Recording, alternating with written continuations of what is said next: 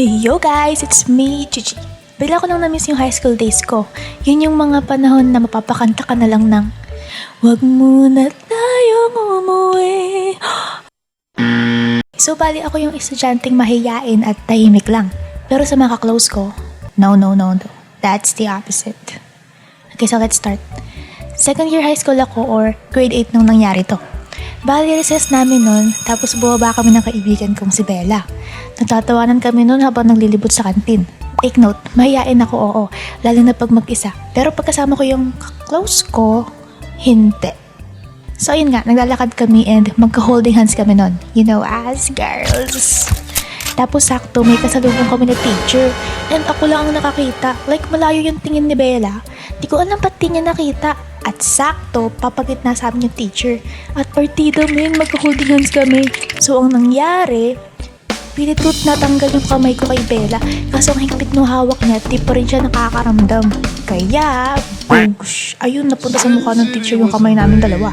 And ito pa, hindi agad din natanggal kasi mga 5 seconds pa bago ma-realize ni Bella na nabangga yung kamay namin sa mukha ng teacher. Tapos ayun, na-speechless yung teacher habang nakatingin sa akin. Tapos napatakbo na ng kaming dalawa. Tapos shock na shock yung mukha ni Bella. Ikalawa, ito guys, kabilang to sa mga core memory ko. Pero disclaimer lang guys kadiri to. So bali may open grounds yung school namin. At doon naglalaro yung mga athletes ng school. Eh syempre, mahihain nga ako. Pinakaayoko yung tumatawid kami sa gitna. Mas mabilis kasi kami makakarating sa kabila kung doon kami dadaan kaysa sa hallway. So, bali, break time yon. Tapos sabi ni Bella, doon na lang daw kami dumaan. Kaya no choice ako. Tapos nung malapit na kami sa destination, guess what? May student na basketball player na naka-topless, tas pawis na pawis, naglalaro siya. Tapos nasaktong tumakbo siya sa harap ko. And syemay, sakto nag-uusap kami nun ni Bella. Tapos tumasik yung pawis ng kuya sa bibig ko. Like, yak, kadiri, yak talaga ang alat, men. Okay, so let's move on sa next story.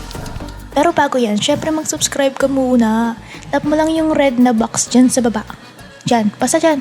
Ayun, yan, basta dyan. Okay, so let's move on.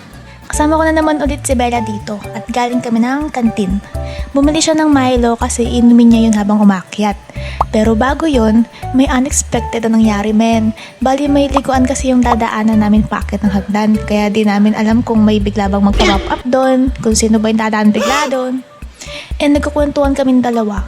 And then, may mga grupo ng athletes na galing sa hagdan. At sa di nasang pagkakataon, nabangga ni Bella yung maliit na athlete at natapon yung Milo niya doon sa bata. Like yung reaction ng bata sa kanya, hindi ko makakalilimutan. Maliit kasi siya kasi grade 7 pa lang. Tapos napatulala siya kay Bella ng matagal.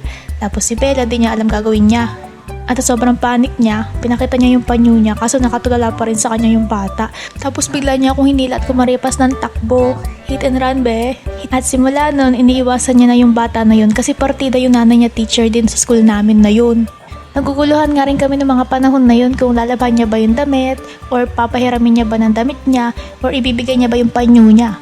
Pero ayun, awkward kasi nung nangyari na yun kaya di na rin namin nasolusyonan ng maayos.